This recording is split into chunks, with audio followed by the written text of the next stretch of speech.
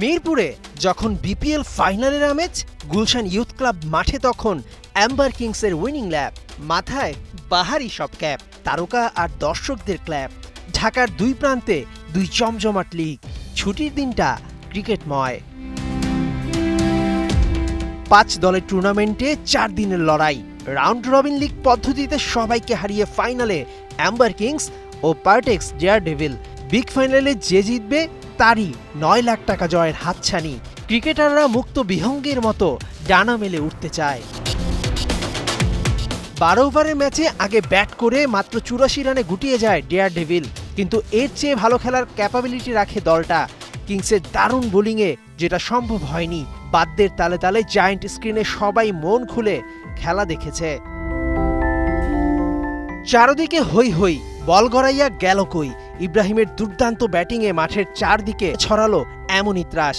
10 উইকেটে ফাইনাল জিতে নিয়ে চ্যাম্পিয়ন অ্যাম্বার কিংস, বাউন্ডারি মেরে ম্যাচ উইন্স। মাঠে দর্শকদের ছুট। খুব অত্যন্ত ভালো লাগছে।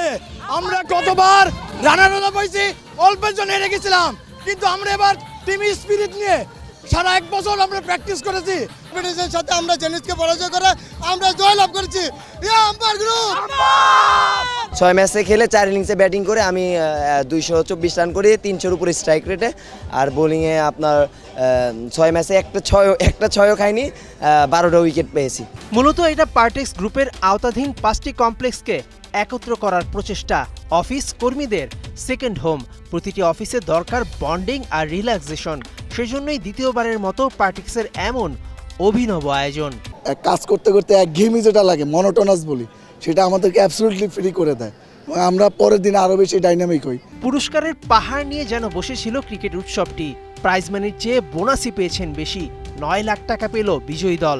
পার্টেক্স গ্রুপের মালিক 5 ভাই ফ্যামিলি নিয়ে মাঠে মেতেছিলেন এই ক্রিকেট উৎসবে। এক তো হচ্ছে শরীর চর্চা হচ্ছে, তার মাধ্যমে একে অপরের সঙ্গে একটা ভালো বন্ধুত্ব গড়ে উঠছে।